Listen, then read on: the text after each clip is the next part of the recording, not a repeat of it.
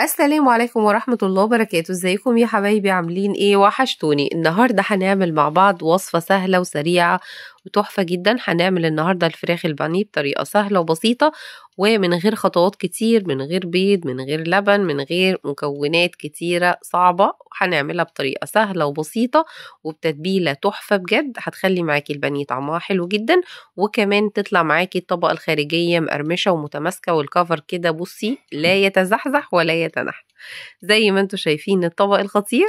تعالوا بينا بقى نشوف المقادير. اول حاجة معانا المقادير بتاعتنا، هنحضر التتبيلة اللي احنا هنتبل بيها الفراخ.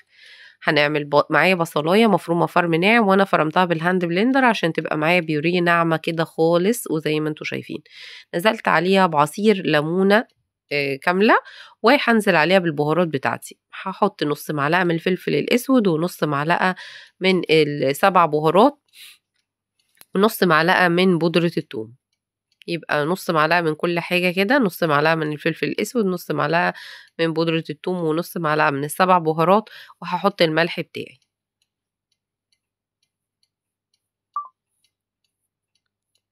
وبعد كده هنزل عليها بالمواد الجافة. هنزل الأول بالملح وبعد كده هحط المواد الجافة بتاعتي. المواد الجافة بتاعتي هتبقى 3 معالق من الدقيق و3 معالق من النشا. احنا كده ايه بنعمل التتبيلة الخطيرة اللي احنا هنتبل بيها الفراخ، ونسهل بقى على نفسنا الخطوات، ومش لازم بقى نعمل زي الأول طبقة دقيق وبعدين طبقة بيض وبعدين نرجع نحطها في البقسماط، ويبقى كده ايه يعني زي ما بنقول كده قصة وحوار عشان نعمل بانيه. لا، بطريقة سهلة وبسيطة ويطلع معاكي تحفة وطعمه حلو جدا، وواخد طبقة مقرمشة وخطيرة، وفي نفس الوقت الطبقة متماسكة وما بتفكش بطريقة سهلة جدا. يبقى ليه ما نعملش البانيه بالطريقة السهلة البسيطة دي؟ هنعمل كده زي ما انتوا شايفين 3 معالق من الدقيق و3 معالق من النشا. هنقلب الكلام الجامد ده كله مع بعض، وبعد كده هنزل عليها بمية. تقدري تنزلي بدل المية بلبن، او تقدري تنزلي بلبن يعني حليب ومية، او حليب بس او مية بس. انا استخدمت مية بس، وانا بكتفي في البانيه بتتبيلة البانيه يعني بالمية بس. هنعمل الباستيلا اللي احنا هننزل فيها الفراخ ونسيبها في التتبيلة الخطيرة دي لمدة ايه؟ اقل حاجة ساعتين، ساعتين 3 4 من بالليل، وتاني يوم هتعمليها هتبقى تحفة جدا. البصلاية اللي انا فرمتها في الاول فرم ناعم دي بتدي طعم خطير يا جماعة. تقدري تستبدلي البصلايه دي بمعلقه من بودره البصل، ولكن انصحك استخدمي البصله احسن، وزي ما قلت لك تفرميها بالهاند بلندر او بالمبشره، تفرميها ناعم جدا، هتطلع معاكي تحفه وبتدي طعم خطير بجد في البانيه، وبيلقط كده الطعم وبيبقى تحفه تحفه تحفه. هنا قلبت الكلام الجامد ده، وهننزل البانيه بتاعنا في الباستيلا الخطيره اللي احنا عملناها دي، ونقلب كده تقلبتين، وننزل بعد كده البانيه فيها ونقفلها وندخلها التلاجة. واحنا كده يعتبر خلاص خلصنا البانيه. عملنا كل الخطوات في خطوة واحدة، سهلة وبسيطة ومفيش أي حاجة. نزلنا كده هنا بالبانيه بتاعنا كمية من البانيه. طبعا تقدري تضاعفي الكمية على حسب كمية الفراخ اللي انتي استخدمتيها. هحط الكمية بتاعتي كلها، وبعد كده هقلبهم في الخليط الجامد ده. ولو شايفة الفيديو للنقطة دي ما تنسيش تذكري الله وتصلي على النبي. اللهم صل وسلم وبارك عليك يا حبيبي يا رسول الله، صلاة كما تحب وترضى وملء ما تحب وترضى. وما تنسونيش بقى من اللايك والكومنتات والمشاركات للفيديو علشان يوصلكم كل جديد. وبعتذر عن التأخير عن تنزيل فيديوهات الفترة اللي فاتت عشان كنت تعبانة شوية. الحمد لله رب العالمين. نقلب الكلام الجامد ده كده كله مع بعضه، خلاص كده احنا الفراخ بتاعتنا يعتبر خلاص خلصنا البانيه ده كده، احنا عملنا كل الشغل بتاعنا. هنغطي كده بقى الفراخ بتاعتنا وندخلها التلاجة ونسيبها ساعتين زي ما قلتلك، اقل حاجة ساعتين. يعني لو اكتر من ساعتين طبعا يا ريت، لو مستعجلة ساعتين حلو برضو، هتكون اتبلت واخدت من طعم كل حاجة، واخدت من البهارات والبصل وكل الكلام الجامد ده. لو عايزة تسيبيها طبعا من بالليل يا سلام، هتبقى تحفة تحفة تحفة طبعا. زي ما انتوا شايفين كده انا سبتها في التتبيلة خلاص، تشربت وتغلغلت من التتبيلة الخطيرة الجامدة دي. والريحة بقى والله اول ما فتحت كده شلت من عليها البليكولا، الريحة خطيرة. انا بستخدم زي ما قلت لك بقسماط الماركه دي، النوع ده اسمه بناتورا وتحفه جدا، وما بستغنيش عنه لما بكون عايزه اعمل حاجه كده مقرمشه وخطيره وطعمها تحفه، لازم اجيب البقسماط المطحون ده.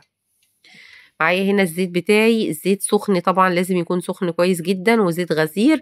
وهنزل كده، اخدت الفراخ من الخليط اللي احنا كنا سايبينها فيه، نزلتها على البقسماط على طول، ولا بيض ولا اي حاجة تانية خلاص. اخد الفراخ من الخليط اللي انا عاملاها فيه، بصي بقولك متماسكة ازاي،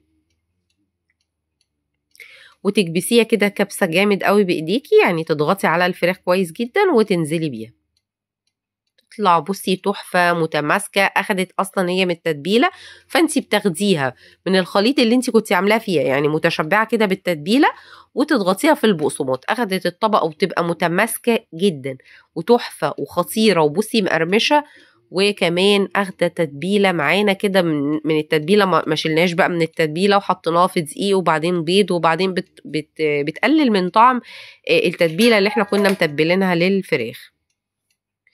كده بتاخدي من نفس الخليط هو بقى اللي هيخلي البقسماط يمسك عليها كويس جدا، الخليط اللي احنا عملناه ده هو اللي بيخلي البقسماط يمسك عليها كويس جدا. بصي متماسكه ازاي وانا بقلبها، طبعا بقلبها يمينا يمينا ويسارا، وما بتفكش ولا بيحصل لها اي حاجه خالص.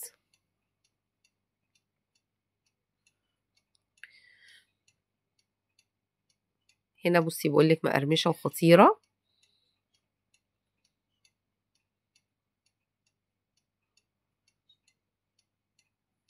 سخنه ومش عايزه تطلع بالماسك ده، غيرت الماسك. هنحطها طبعا على مصفى، زي ما قلت لكم اي حاجه مقليه في الزيت لازم نحطها على مصفى، او نحطها على شبكه، علشان لو احنا حطيناها على مناديل على طول بتطرى الحاجه معانا، لكن لو اتصفت كويس من الزيت تفضل محتفظه بالقرمشه بتاعتها وتاخد الكفر كده بتاعها وتبقى خطيره، زي ما انتوا شايفين كده خطيره وتحفه وبرفكته. تقدري كمان تغمقيها اكتر لو حابه، تقدري تفتحيها برضو. هي اللون عامه البناتوره دي بتبقى البقسماط بتاعها لونه اصفر شويه.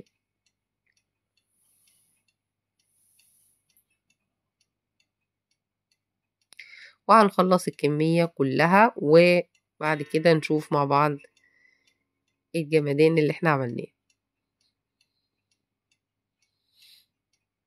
هنا كانت الفراخ البانيه بتاعتنا خلصت وبقت تحفة، واخدة طبقة كده مقرمشة وخطيرة، ومش عايزة اقولك والله طعمها تحفة بجد. التتبيلة طبعا تحسيها منغنغة في التتبيلة جدا، ومقرمشة ومتماسكة، وده اجمل حاجة طبعا فيها.